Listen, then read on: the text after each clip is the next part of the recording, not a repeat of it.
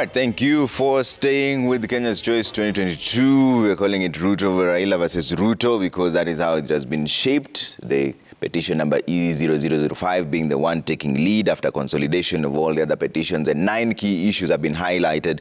To help us make heads and tails of this conversation, Honorable Gigi Kagombe is here, Gatundu South Member of Parliament-elect, Honorable Steve Mogaka, West Mugirango, Member of Parliament-elect, asante sana for making time, and Joy Mudivo, Advocate of the High Court, is here with us as well.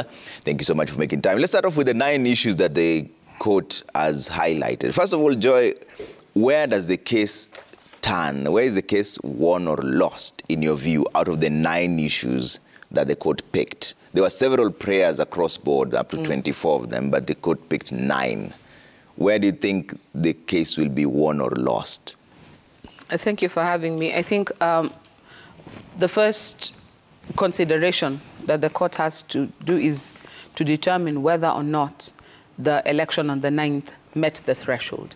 So when you talk about the questions of the process, the technology employed, when you're talking about the issue of the numbers, were the numbers representative? And I think that's why there was a selected polling stations that had to have a recount. See, okay, this allegation that there was a variance, is this something, the transmission, was it done properly? Because remember, in 2017, this is where most of the problems were identified. That there was interference in preparation of the primary documents, that there was interference in the transmission of the primary documents, that there was also interference when the same was being tallied. And that's what was deemed to be too much. So I think out of the 9, for me, the 3 that would be like primary would be key, would be the technology question, the numbers question, and the question about now the transmission. Was it done appropriately? All these other things now come to buttress to see whether or not it helps with the threshold. Because there's 2 things that the court has to consider. It's not just that there were problems with irregularities. They have to consider the degree to which any problems or irregularities identified happened. Was it to such an extent that the entire election would be deemed to be unascertainable? If, yes, there were irregularities, but they were at such an extent that they would not change the outcome of the election, then they'd make a note of it and say, you know what, here you guys could have done better, but that's fine. But if it has at least 50% level of inaccuracy across the board, and I think that's why they picked a snippet, a cross-section, then you can say, you know what, if this happened in over half of the polling stations, then even what we have as results cannot be relied on. So I think that's what they'll try to do, is to gauge the threshold to which any inconsistencies or irregularities or problems would have been to see whether it was big enough or high enough a threshold to invalidate the rest of the election, because they have no time to go through 46,233 Form 34As. So what do? Get a snippet. And I was actually surprised that they ordered a recount, because that tells you they are going back not just to the primary form, they're going back to the raw material that created the primary form to start from there. So does this tally with this? Does it tally with this? And so you have checks and balances. So at the end of the day, if they're able to draw that line, then on that scale of justice of theirs, that probability scale of justice, they can be able to say, okay, fine, with what we have seen, a lot of it made sense. Or with what we have seen, a lot of it was marred. Then that will sort of swing the pendulum one way or another. Okay. Honorable Mogaka, for you, what swings the pendulum here? Like what Joy is saying, out of this 9? Thank you. Out of the 9 issues, actually there is one primary issue, issue number 7. Did the president-elect that was announced meet the 50+1 threshold that is provided for in the Constitution? And that is really the basic question. The rest are if he did or did not, why? Yeah? So that when we are looking at technology, we are looking at the security of the technology, comparing the results that were originated to those that were transmitted, doing a sample testing of 15 polling stations to see whether the ballots in the ballot box correspond to Form 34A, whether the transmitted Form 34A corresponds with the Form 34B, and whether the Form 34B actually is reflected in Form 34C, really all those are testing the processes that will let the Supreme Court put a litmus test on issue number 7. Did the person who was pronounced as president-elect actually get the 50+1? And if not, that is when the other questions of reliefs come in. Really, it is basically that. We are doing, as I always call it, as an accountant, I am calling it an audit of the process of Chebukati's announcement of Dr. William Ruto as president. So for you, it's on the numbers? It is everything. Ultimately, it is the numbers. We are testing the 50+1 because if there was no 50+1, then there's nothing we are talking about. Since Chebukati has said there was a 50+1, we are now doing an audit. How was the 50+1 arrived at? And that is why we are going into doing sample counting of the ballot boxes in 15 polling stations and making what we call in finance a walkthrough of those 15 polling stations, do a walkthrough from the moment the ballot was sealed to the moment the result was pronounced in you call it the tallying center, the presidential tallying center. Yeah. If that sample of 15 proves that the process was okay, then the High Court will, rather the Supreme Court will form an impression that the process of transmission, the technology deployed was correct. There was no interference, and therefore the result as announced corresponds with what the voters decided on 9th of August at the polling stations. All right, Honorable Kagombe, for you, where does it all turn out of these 9 issues? You know, which one is most critical? First of all, thank you for having me here. Yeah. You know, when you look at issues number 2 to number 6, they all are sort of expounding issue number 1.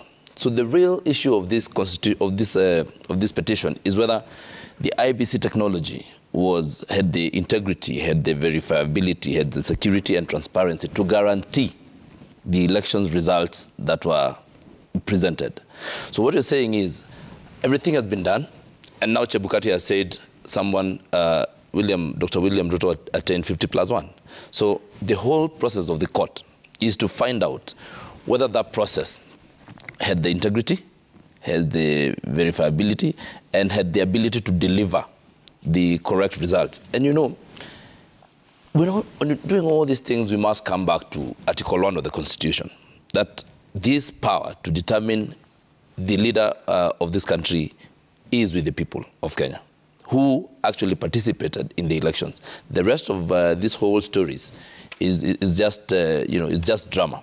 So if we say that these people, the people of Kenya, who are vested, who have the power vested in them by the Constitution of Kenya that we passed in 2010, and they elected someone called Dr. William Samoei Ruto with the 50+1, you just need to look at the process. If the process is correct, then you give it to them.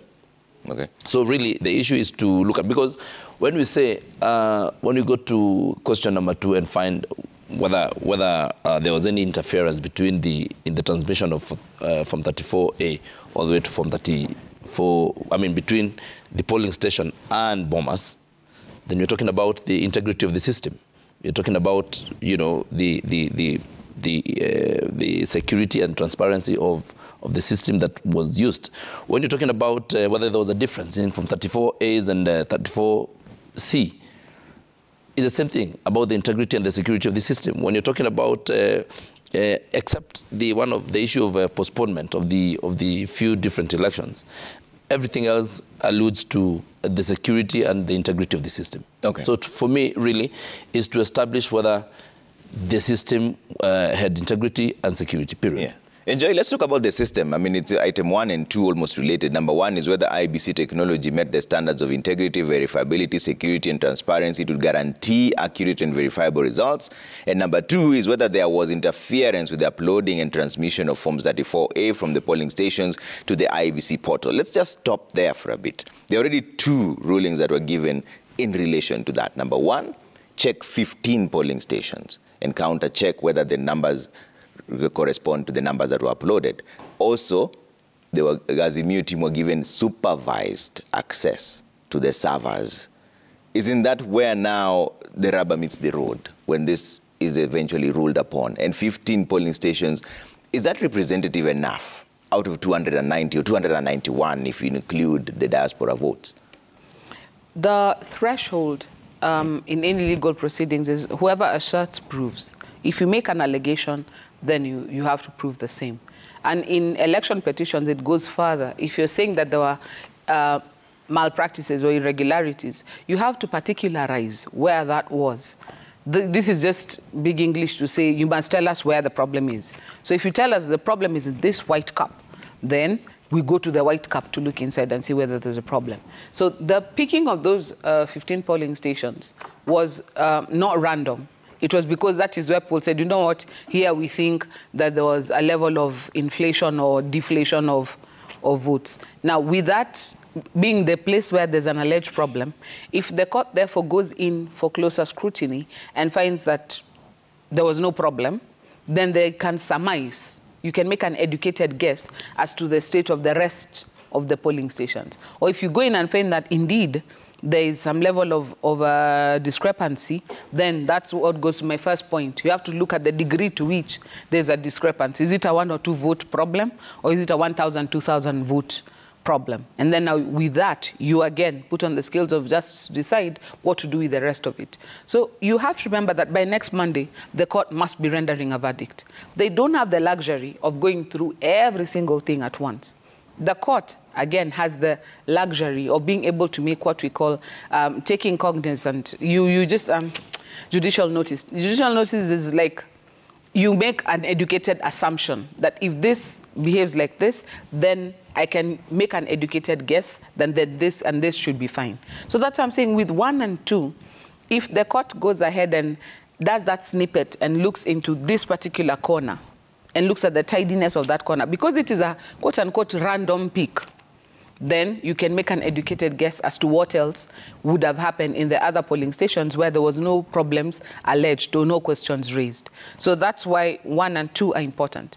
But for me, there's also the aspect of, unlike what we have seen with all the build-up towards the final petition problem, is that most of our systems are still very manual. So, for example, if you're saying you're ordering a recount, it's going to be somebody physically sitting, supervised by a court officer, maybe a deputy registrar or one of the magistrates, to physically count. So the magistrate now will swear an affidavit and say, you know what, this is what we found.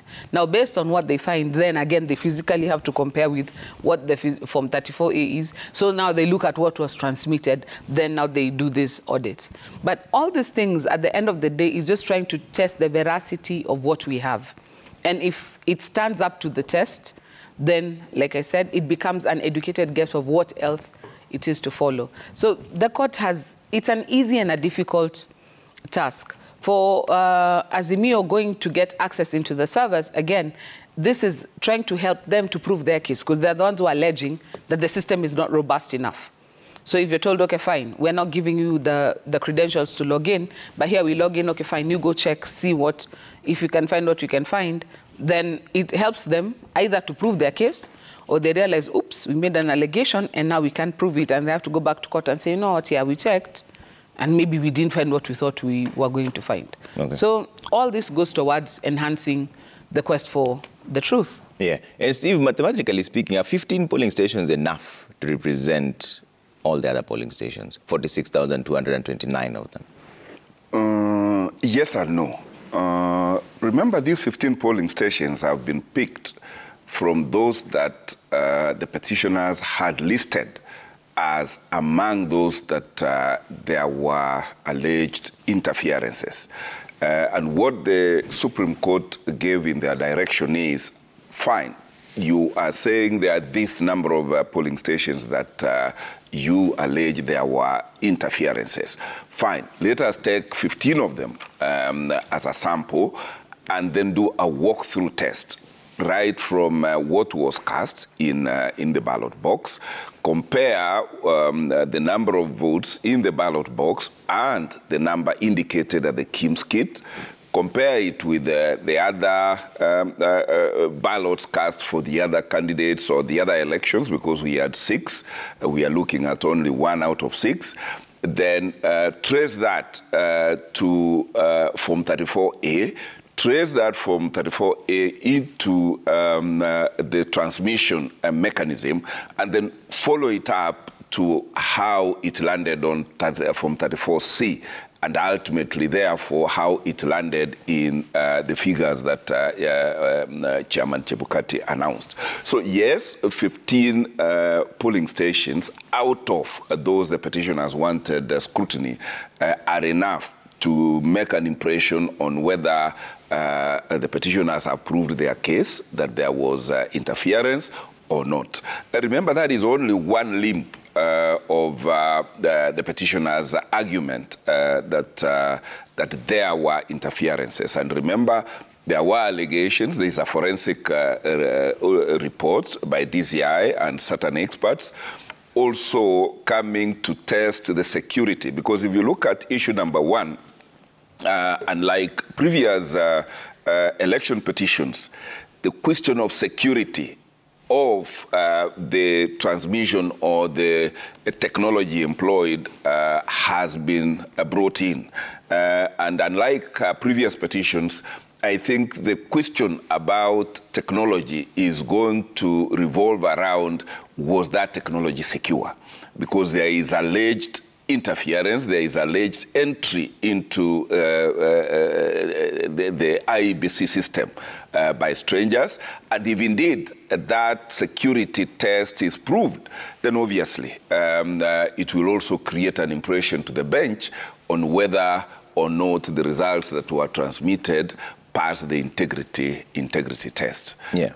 And by and large, I also must commend this bench, because unlike other benches, they have allowed a robust argument of this petition before the stream before them, unlike before when the bench was very restrictive on what they are going to take on board. And this is really a very commendable move. And in terms of expansion of jurisprudence on electoral law, I think this bench will be remembered for giving every petitioner a fair opportunity to argue and prove their case before them. Okay. I really take my hat off for them. Yeah. And Kagombe, you took part in this entire electoral process.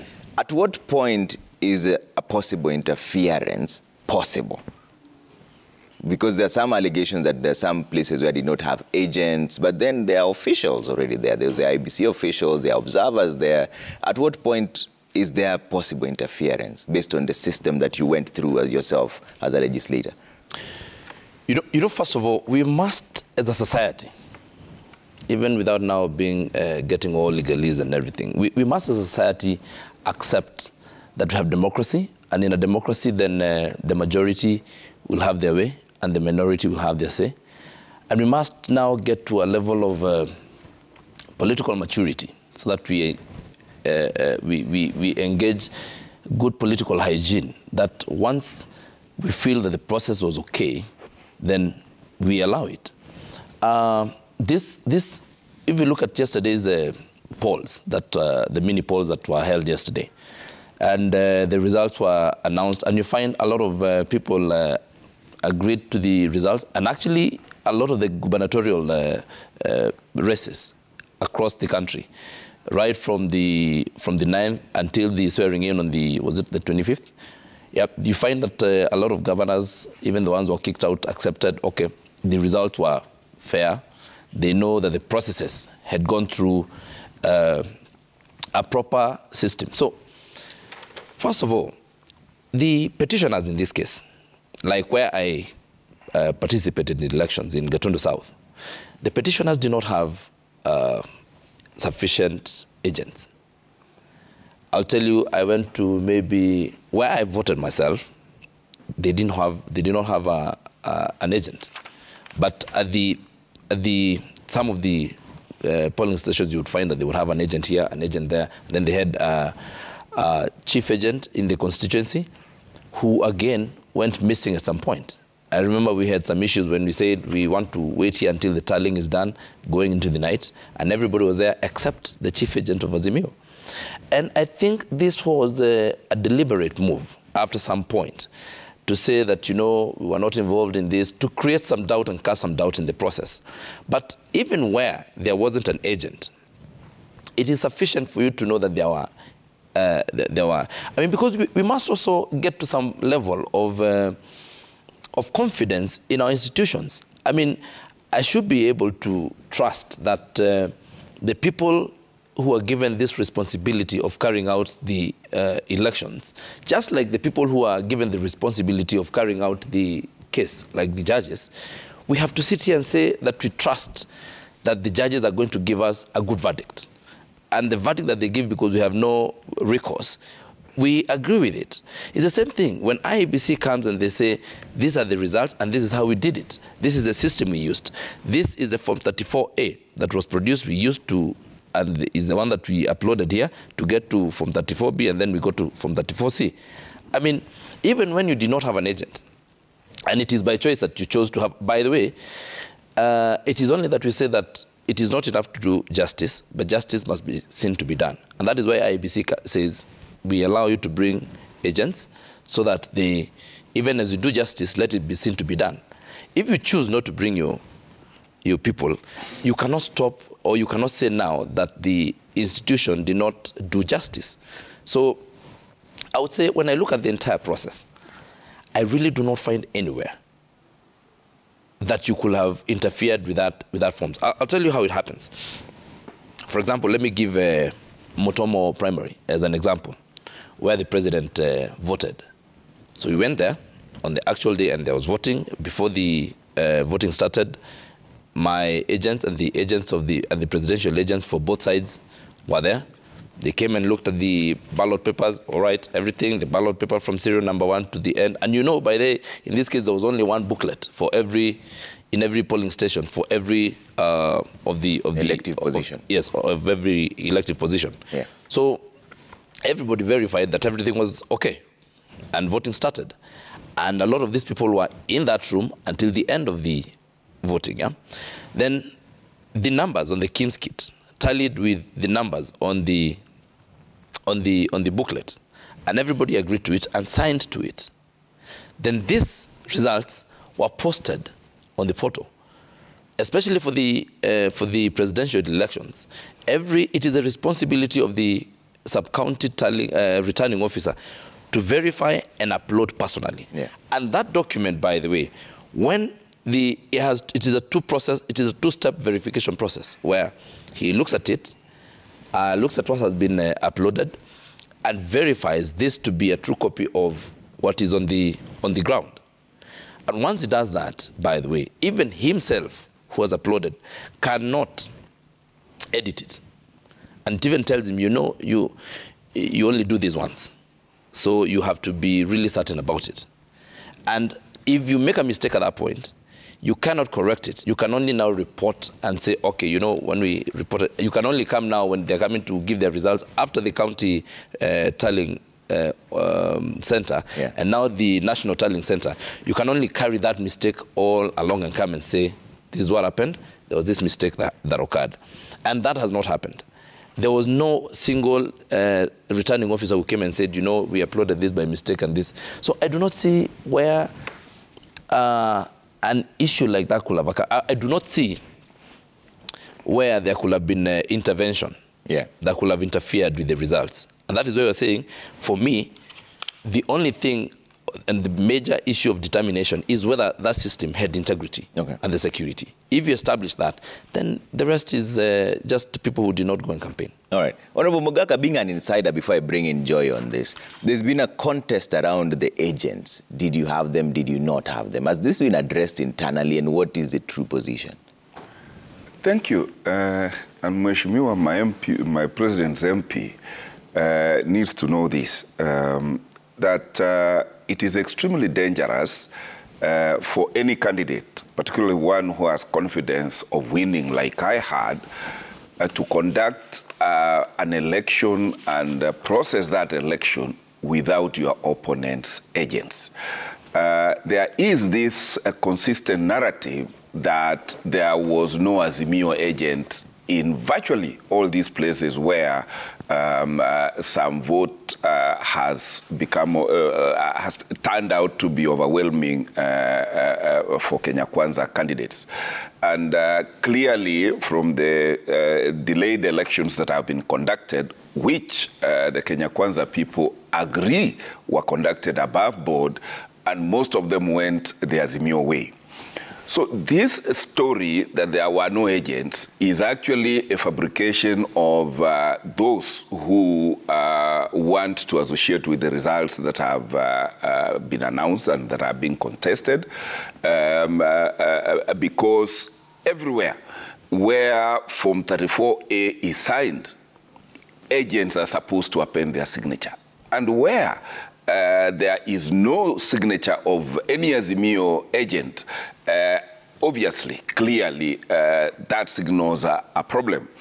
And to answer what you asked Mheshimiwa first, and he did not give you an answer, where there is no candidate's agent in the polling station, there are three ways elections can be interfered with. One is by stuffing ballots on a box where the agent, like in this case, the Azimio agent was there. There is an allegation of stuffing of ballots, and that explains sometimes the discrepancy between the people who attended polling as recognized by the KIMS kit and the number of ballots that are in there. You and I know that IEBC initially said they have no register. The election was going to be purely technologically driven. But there are areas where some people have voted against some register, which again poses the question, who are these people and against what register and against what biometrics were they allowed to vote? So that is one area where an interference can be. As another one is a literary substitution of a ballot box. It can be substituted and a different one which is already stuffed with ballots, replacing the one that was actually used. And that is why I say in a situation where there is no agent of the competitor, whoever thinks they are winning in that area needs to be extremely careful to legitimize that win. Another area is where the votes are done correctly, but the Form 34A is interfered with. That while the number of voters in that polling station is 1,000, and about 400 have voted for Wajakoya, where there are no agents, the Wajakoya vote will be transferred and illegally posted against some preferred presidential candidate. And where, again, the victim presidential candidates have no agents, clearly there is an opportunity for abuse. And that is why when we are looking at the sample for 15 polling stations, we want to see an audit done as against the numbers appearing on Form 34A and the number of votes in the ballot box and who they were cast for.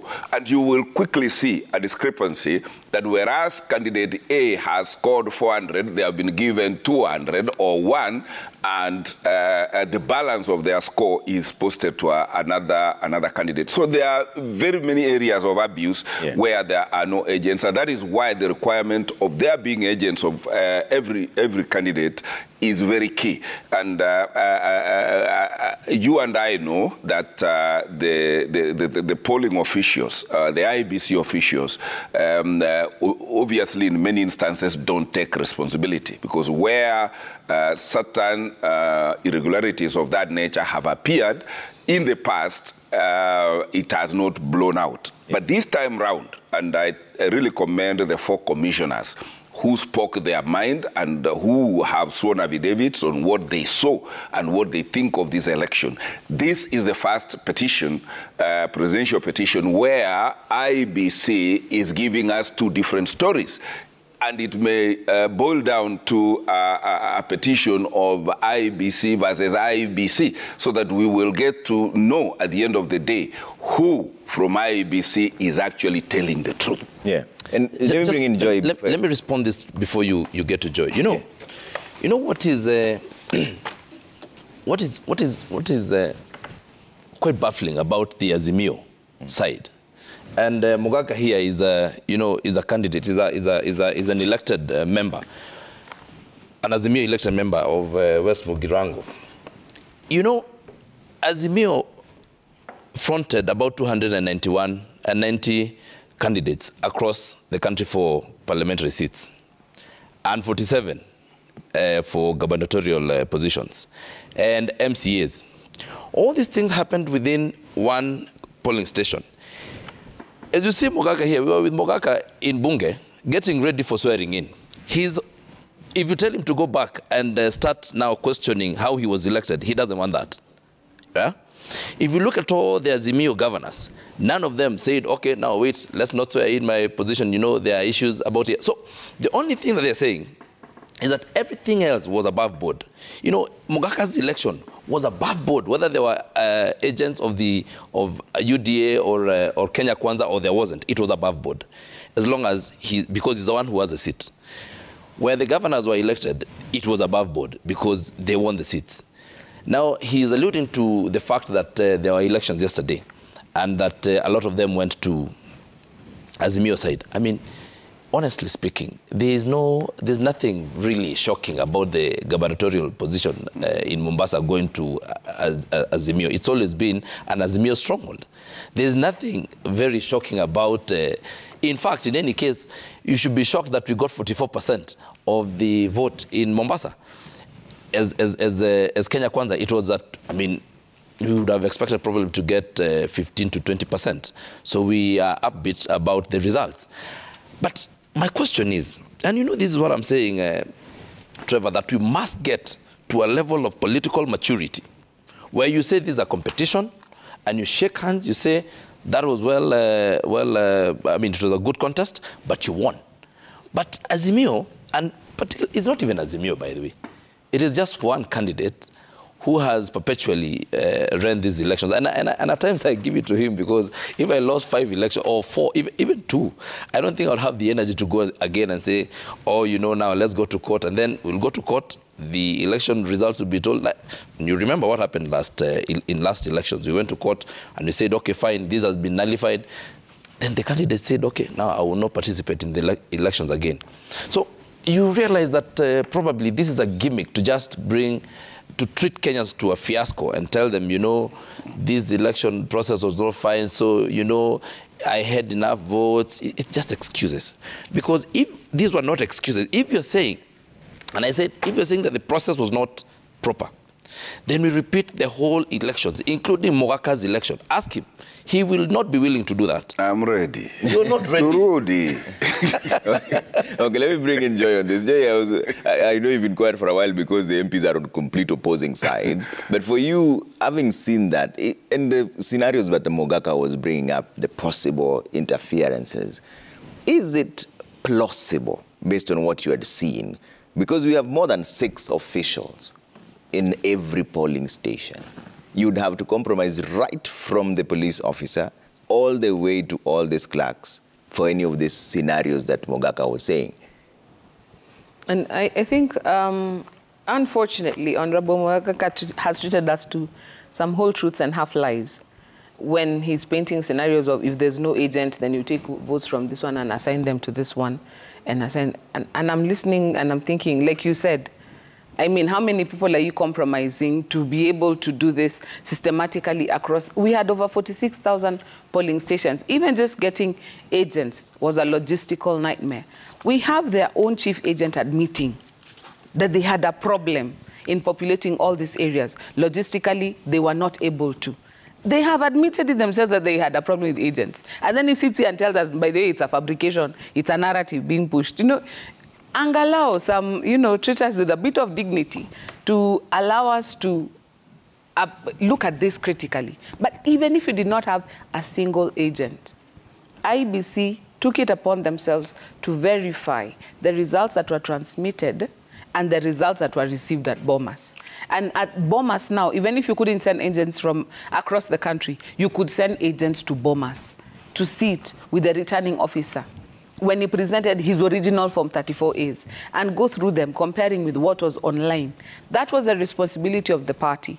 If the party did not download, for example, what was on the portal, and arrive at Bomas, and look and like, okay, let's verify this. And I told, okay, here, okay, what am I comparing with? That was your responsibility too.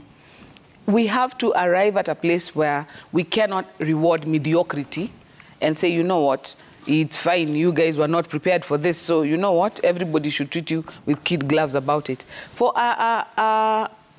something as big as Azimio to be able to own up to some of these mistakes and learn from them, it will help them to do better in future than accusing everybody else of malpractices simply because you did not have an agent there.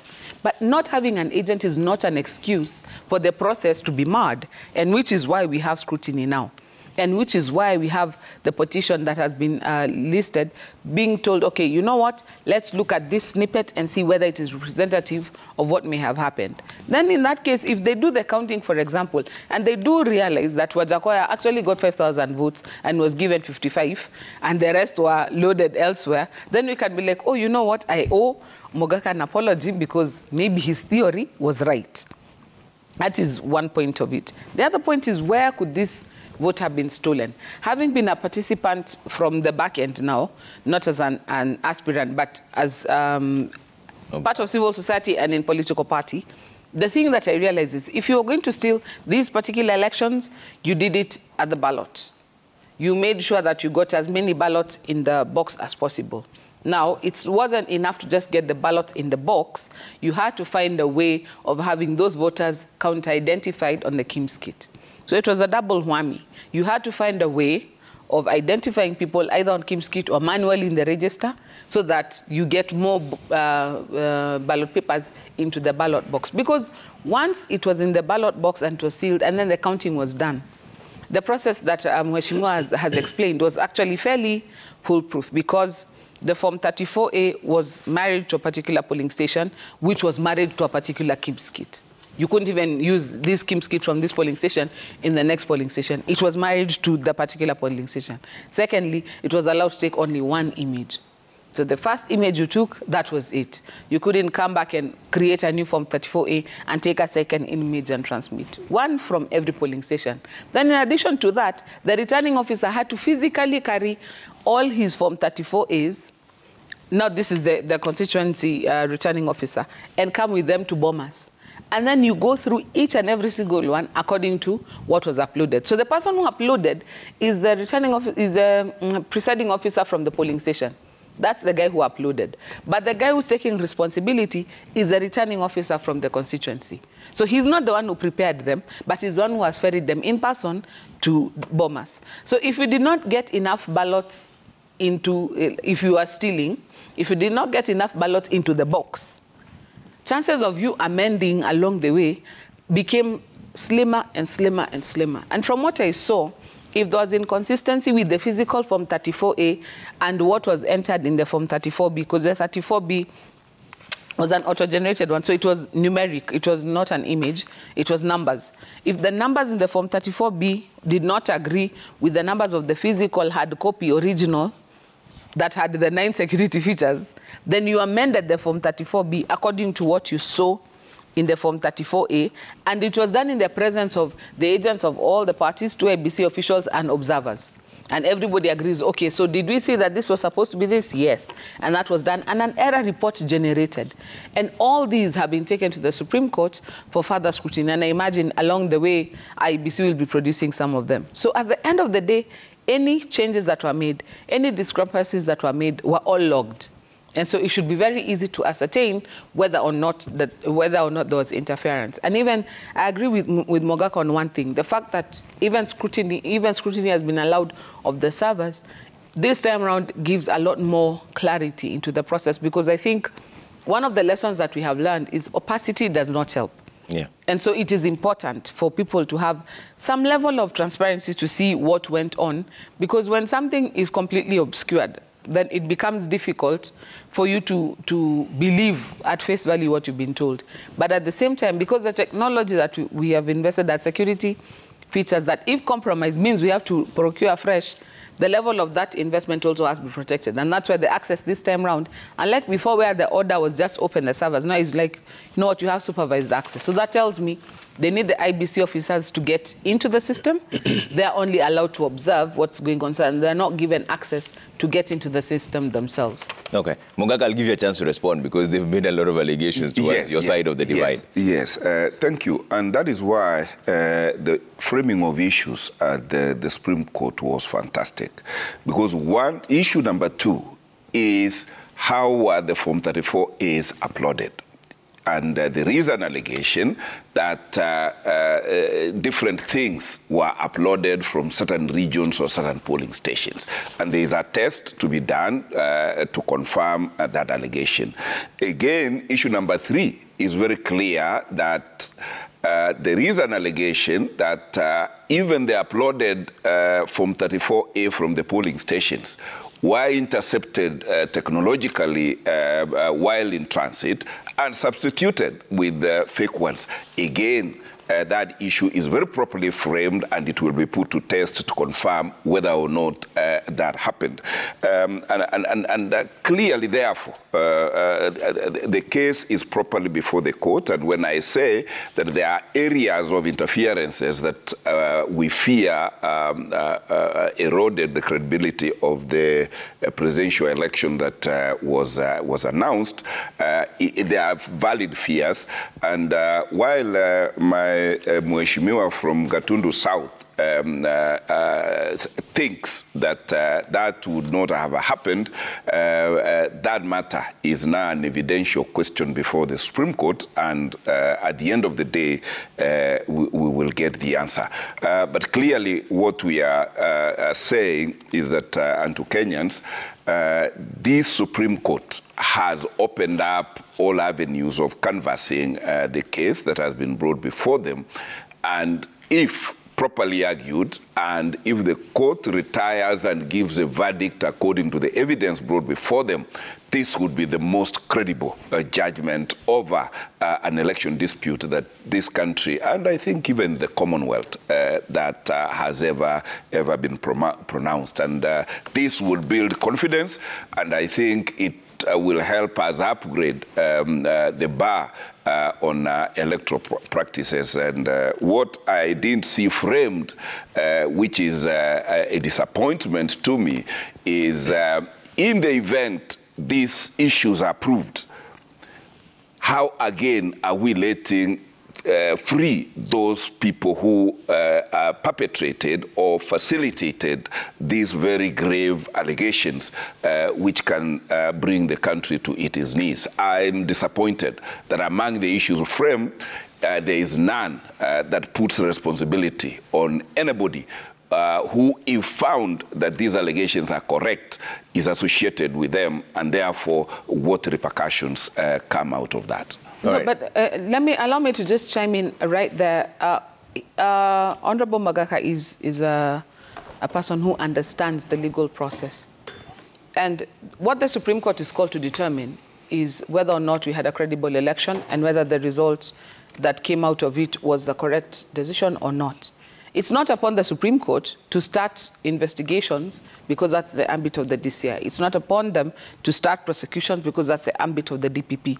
I would be expecting that the duty bearers of the various arms of the justice system, the criminal justice system, as well as even civil players, would now be looking at what is being adduced in the Supreme Court and working on their end, because you cannot expect the Supreme Court to render a verdict in terms of the validity of the election and to start saying, by the way, and once we are done, you go to that corner and face your punishment, you go to that corner and pay a fine, you go to that corner and sit down and think about what you've just done. That is not their duty. There are people who have the responsibility to take this conversation further. So even in this process, while they have got 7 days to deliver a very specific verdict on whether or not we had an election, whether or not the voice of the Kenyan people was heard, and whether they agree or disagree with what the IBC did, because if they agree, they are polled. If they don't agree, they send us back to the polls. And that is the end of their story.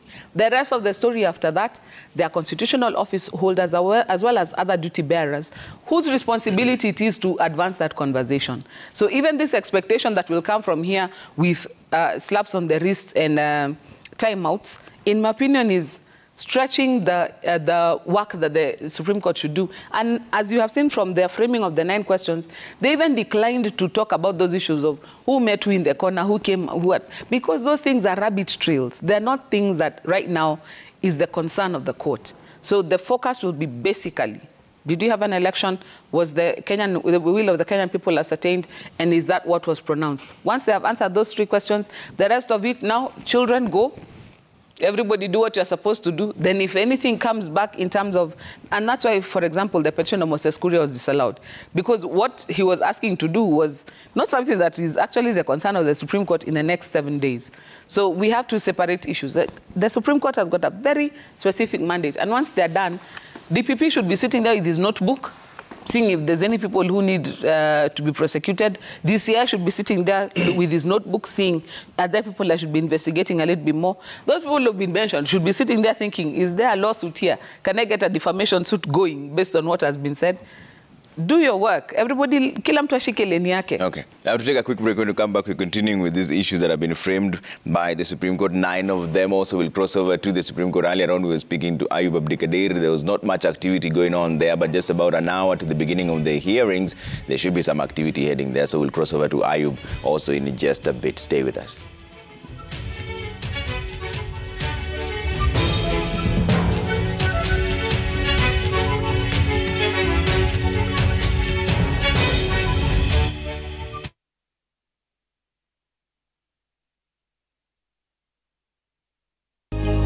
Ni 20 bob with 2-in-1 offers. Pata 1 GB kwa saa moja na 20 bob 2. Uendelee kupata habari za matumaini. Piga star 444 star 22 hash au tembelea My Safaricom app leo. Tuendelee kuinuana. Tuko pamoja. Maisha ni tuinuane.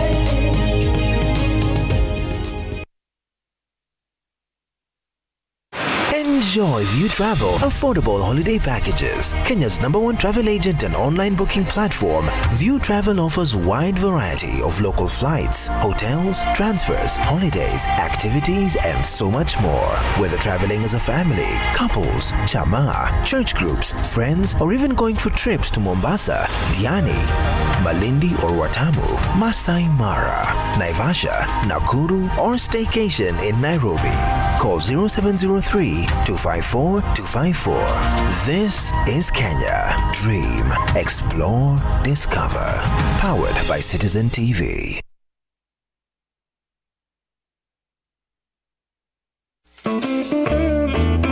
Drink a cup of hot tea to help reduce bloating during your period. Petal Care has a floating design that perfectly fits. It reduces 70% friction on skin, absorbs fully, and blocks leakages from both sides. Soft care, yeah. Oof, Dave.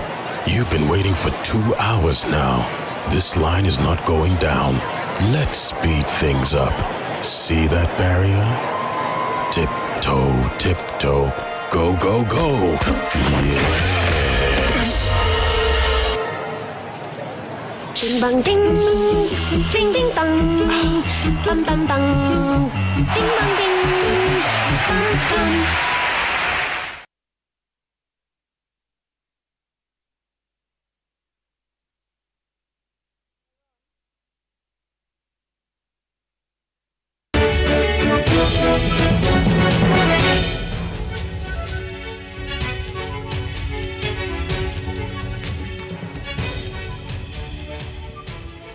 All right, thank you for staying with us. This is a Railla versus Ruto supreme battle, wins and losses there. We're still continuing through the list. We've gone through up to number 3, whether the difference between uploaded forms 34A and those issued to agents, polling stations were. But now, let's get to item 4, which is most interesting, Mogaka, and I'll start with you on this. Whether the postponement of the elections in 8 electoral areas resulted in voter suppression to the detriment of the petitioners. 6 out of these polls went to the Azimio side. Is this still a concern? It is. It is. And indeed, that was initially a concern. And for once, let me commend IEBC for caving in and agreeing to conduct those elections before the election petition is heard. Because clearly, there was a perception and subsequently an allegation that IEBC was deliberately postponing certain certain elections strategically to assist a certain candidate, and where, like has happened, where one candidate is popular and the elections in that area are postponed, obviously the voter turnout is affected. And having seen the results that have streamed out from those electoral areas, one can lend credence to the allegation by the Azimio presidential candidate that this IEBC, particularly the chair, who I am told had unilaterally postponed and wanted to re-postpone the elections, was really calculating to assist a certain candidate. Whether now the Supreme Court is persuaded that there was that mens rea within the IEBC, particularly the returning officer, to aid a certain candidate, then we leave that to the Supreme Court to state.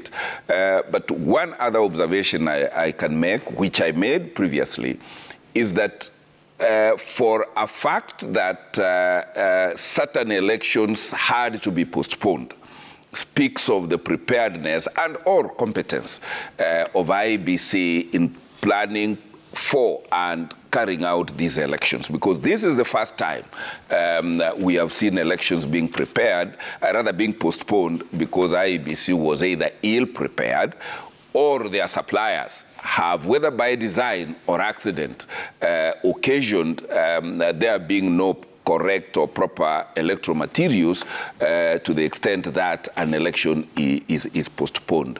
And really, whether it was by accident or whether by design or accident, that there were no proper and adequate preparation to carry out elections on the same day in the entire country, really speaks that IEBC, particularly a chairman who has presided over 2 elections, to land the country in a situation where we have to postpone certain elections, speaks volumes about their independence, leave alone competence. Okay, and Jay, we are treading carefully not to get into the merits and demerits of the case and tread that sub judice line, but how significant is that item 4 in terms of determination to the entire process?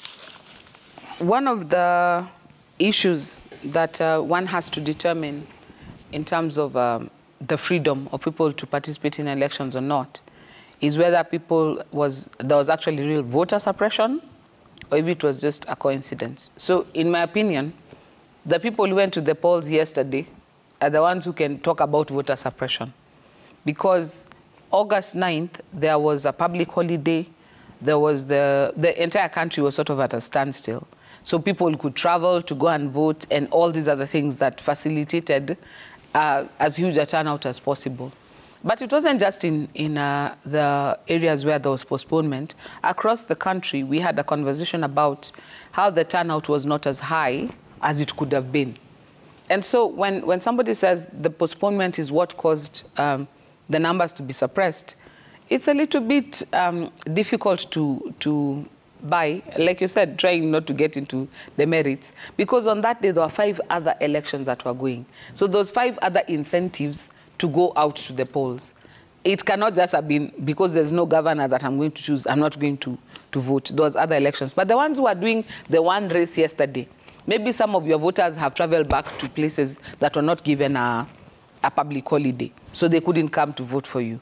Or some who voted the first time were like, I stayed in that line too long, I'm not trying to do it again. And so that's why you see in most of the by-elections that happened this week, voter turnout was about 30-something% as compared to 60-something% with the main election. The IEBC was facing a lot of hardship. So, for example, let's take Mombasa. Mombasa was postponed. Why? Because the ballot paper still had Mike Mbuvi Sonko on it. Now, if they had gone to the polls with Mike Mbuvi Sonko on the ballot paper, I wager that the result could have been that Mike Mbuvi Sonko would have been elected as governor of Mombasa, despite a court order saying that he shouldn't have been on the ballot. Why was there a court order that he shouldn't be on the ballot? Because somebody went to court and expedited a process that had been stuck for a while. By what time was it being expedited? A few days to. The order to process the ballot paper had already been given. So it's not like there was no ballot paper. The ballot paper came, but it had an error. Whose fault was the error? Was it IBC's fault? Were they the court determining the case at the very last minute? IBC had timelines when they wanted things done. Political parties said, no, we are not ready, give us 1 more week. No, we are not ready, give us more. So ballot papers that should have been in the country by the 29th of July were being delivered on the 3rd of August. Even if there were errors, there was no time left to correct them. Whose fault was it again? It's the political class and their usual misbehavior. So IEBC, in my opinion, did a good job in a difficult circumstance. But not just that, we don't follow our own rules. Our own rules give us timelines. Our own recommendations give us processes by which what should have happened. We fudged our own rules. We went to court and said, no, we don't want just the president to want plus the running mate, the picture to be in. We are the ones who kept changing things up until last minute. And then now we say, by the way, IBC was not prepared. I think this is where Generation Z say, kuleni ujeuri wenu. Members of parliament, the political class, civil society players, all of us muddied the waters and threw everything at IBC's way. And this was the result, that IBC preparedness was not where it was supposed to have been. So is it a question that these suppressed numbers, whether or not that was an actual outcome, in my opinion, at the end of the day, the ones who turn up are the ones who vote. Even if only 10% turn up, it's the 10% who vote. So at the end of the day, even if it was the fact that there was postponement and then there was suppression and then the numbers were low, I mean, it's just, neither here nor there. Okay. But as Mheshimiwa pointed out, if there was suppression for one, there was suppression for all. It wasn't just Azimio guys who stayed home. Even the guys who were supporting Kenya Kwanza didn't have a governor to go and elect. So it can't have been just one party who the people was affected. So in terms of fairness, it was a fairly even kill, that none of the candidates was able to be selected. So if there are people who were only voting for governor, all of them stayed home evenly, because it wasn't that just one party didn't have a gubernatorial race. Gigi, but you see, the argument is that this was a stronghold for the Azimio team, but I don't want to get into the demerits of the case, because this is for the Supreme Court to determine. But how significant is that item for? First of all, a stronghold where we got 44%. So the 44% would have voted for William Ruto were also left at home. But then, Mogaka here, first of all, I'm worried about the kind of, the level of debate we'll be having in Parliament already, because if Mogaka here, who I've known for over 15 years, and I know he has been able to argue issues in court, but now when he becomes a politician, now his intelligence, his everything now goes out the window. And now he brings in, these are things that he's arguing here. First of all, let me tell you, you must give, and I'll revisit the other issue before I come to the issue of postponement. You must give, you must be giving Kenya Kwanza a lot of credit if you're trying to say that we were able to move 46,000 votes, 46,000 polling stations, and move numbers of 10, 20, whatever the number would be, and move the numbers and even influence the numbers on the KIMS kits, then I mean you must be giving us a lot of credit, and I really think that the guys are afraid of the Kenya Kwanza team and the people in it. If you think that we're able to do that. Secondly, you know, we say he who seeks justice must do justice, and he who comes to equity must come with clean hands. You cannot, by your own admission, not field agents in polling stations and then come and say, oh, you know, now we didn't have agents, so now let's have a repeat of this. You know, you cannot do that. You're supposed, and like we say, some of us, like I remember in a small constituency like Gatundu South, I had 604 agents.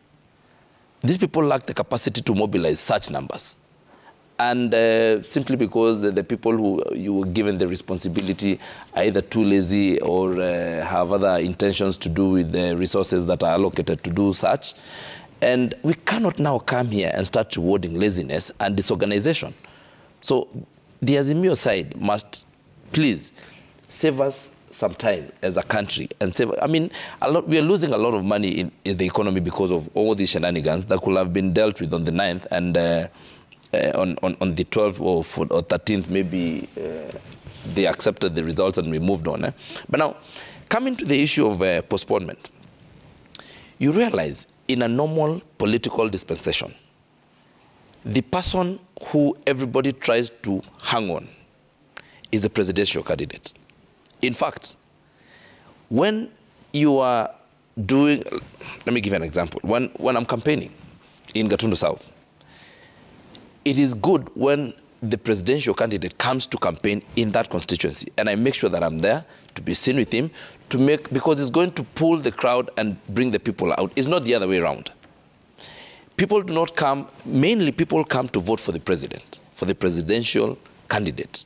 And that is why this whole, if these elections were cascaded, you realize that when people are coming to vie for the gubernatorial position, you know, it's even a public holiday. People are moving from Nairobi to their other areas where they vote, or from different places to other places where they vote. And people are coming to vote for the president. So you cannot say, as a presidential candidate, you cannot claim that now, you know, the seat for MCA in Kwajenga was not filled. Now I lost some people who did not come, who wanted to come and vote for the MCA candidate and are not going to come and vote for me. It's a joke. It is a complete joke all the time. And you see why this would happen is, you know, we must go back in time and see how the election, how the campaigns were conducted. And you see how Kenya Kwanza conducted its campaigns, the presidential campaigns, and how Azimio conducted its campaigns. Because all this... Most of this, Kagombe, will be determined by the Supreme Court, so let's not... No. That you see, the issues I'm discussing here are not sub judice at all. They are not issues to be discussed by the court, because the court will not be saying that people who are coming to vote for the president or not. It is. And that one I can say here, from the political class, I'll tell you that normally, as practice, it is the norm that people will be coming to vote for the president and in the process vote for these other people and not the other way around. Yeah. It is not that people who are coming to vote for the MCA and then they realize, oh, there's also an MP who was... No. It's the other way around. So they cannot want to benefit from that. So for me, I do not want to of course, discuss with give a verdict on behalf of the court. But for me, that claim is a bit interesting. Okay. Yeah. All right, we're trying to cross over to the Supreme Court, where Ayub Abdikadir is standing by. We need to find him and to get an update of what's happening there, because this is happening at around 9. In the next 40 minutes from now, the hearings will start proper. But Joy, let me bring you into the final part. 9, the reliefs and orders to be issued. What reliefs or orders can the court really issue in a presidential petition? Because there's been a lot of concern. In fact, there's been a lot of banter that should they nullify, can we still go to the polls with the same IEBC? And can they even determine that? Should they uphold, what then happens? But let me scroll over to Ayub Abdikadir for a quick brief first before we get into that conversation on the orders and reliefs the court can issue. Ayub, good morning. Is there some activity now? Earlier on when you came to you, there wasn't much going on there, but we know it's supposed to start at 9. Is that still the case?